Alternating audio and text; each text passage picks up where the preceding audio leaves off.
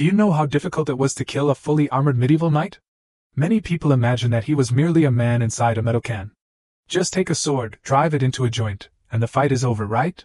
Completely wrong. Those scenes in films and television in which a blade passes straight through a knight's throat exist mainly because directors are afraid the audience will fall asleep. In reality, a fully equipped knight in plate armor could single-handedly overwhelm an entire village. Before trying to break through his defenses, you had better ask whether you are even qualified to challenge him. The armor was nothing like a crude barrel made from sheet metal. It was a custom-fitted system of curved, reactive protection.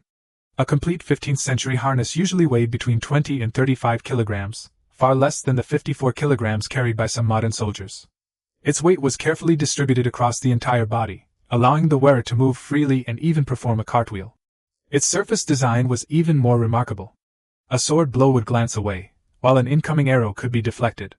The Czech historical combat team Adoria Olomouc demonstrated this protection in practical reconstruction tests. Sword cuts, thrusts, and even crossbow shots all struggled against plate armor.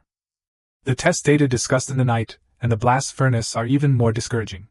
A 2mm iron breastplate could withstand an arrow impact of about 87 joules and a bullet impact of roughly 370 joules, while a full-force sword cut might deliver only around 130 joules. Perhaps you could concentrate on the joints instead. Unfortunately, armorers were far ahead of you. The plates around the joints were even more strongly curved than the breastplate, so weapons striking them were still likely to slide away. Even if extraordinary luck allowed you to hit a gap, a layer of mail waited underneath. This flexible defense, formed from thousands of interlocking iron rings, required roughly 200 joules of energy to damage. Even a strong man using a two-handed sword would only just reach that level. Beneath the mail was yet another layer, a thick padded garment. With all three defenses combined, an ordinary sword strike was little more than an irritating scratch. It is no surprise that medieval knights often did not bother carrying shields. Very few attacks could penetrate this moving fortress. So could anything kill a warrior wearing the finest defensive equipment of the pre-gunpowder era? The first idea is obvious. If the armor cannot be cut, perhaps it can be crushed. Many people immediately think of a war hammer or mace. That idea is partly correct, but plate armor resisted blunt force far better than most people assume. Plate armor was never worn directly against bare skin. Underneath it was an arming doublet, a thick padded garment that acted as a soft cushion. The breastplate also projected away from the torso, leaving an empty space between the steel and the chest. When a hammer struck, the plate deformed first and absorbed much of the impact. The remaining force was then spread across the shoulders, waist, abdomen, and other parts of the body. The Wallace collection in London holds a war hammer dated to around 1550. It measures approximately 65.5 centimeters and weighs about 1.5 kilograms. A one-handed weapon of this kind might leave a dent in plate armor, but the depression would not even reach the padded garment beneath it. Modern HMB medieval combat tournaments provide a vivid demonstration.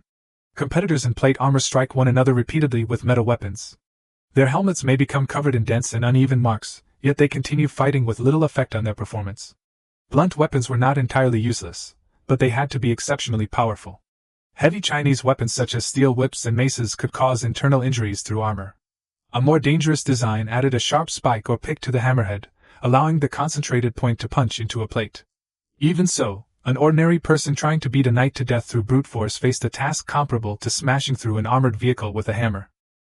The second idea is to attack from a distance. Could an arrow do the job? The answer is complicated. Films often portray the English longbow as almost supernatural, supposedly capable of piercing heavy armor from 300 meters away and producing a 5-to-1 casualty ratio at the Battle of Agincourt. Reality was far less straightforward. Ballistic tests have shown that longbows with draw weights of 110 or even 130 pounds, firing pointed bodkin arrows from scarcely more than 10 meters away, still failed to penetrate the front of a plate breastplate. An English longbow arrow carried roughly 80 to 100 joules of energy. An ordinary crossbow could produce between 100 and 200 joules, while a heavy crossbow with a steel prod could reach around 300 joules. Under ideal laboratory conditions, an arrow delivering 87 joules might defeat a poor quality, 2mm iron breastplate with a perfectly perpendicular hit. A real battle offered none of those guarantees. The curved surface of armor caused arrows to glance away, so the energy required in practice was much greater. How, then, did the English win at Agincourt? The French, burdened by heavy plate armor, struggled through muddy ground, became exhausted, and were attacked at close range by English longbowmen. The bows disrupted formations, harassed the troops, and killed horses rather than simply punching through breastplates. Many French knights died from trampling rather than arrow wounds. Arrows could still kill an armored knight by striking his horse, eyes, or armor gaps, or by exhausting him before a finishing blow. Shooting straight through the center of his breastplate, however, was extremely unlikely. The third idea is far more practical: surround the knight with infantry and attack together. Historically, the Swiss pike square was one of the formations that caused heavily armored cavalry the greatest difficulty. Imagine charging on horseback toward row after row of 5-meter pikes, all pointing at you like the spines of a hedgehog. A horse is not foolish enough to throw itself onto a wall of spear points.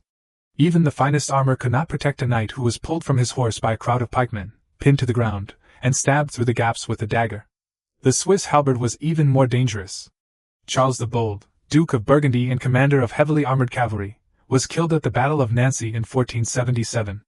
According to the video's account, Swiss soldiers struck him with halberds and split open half his head.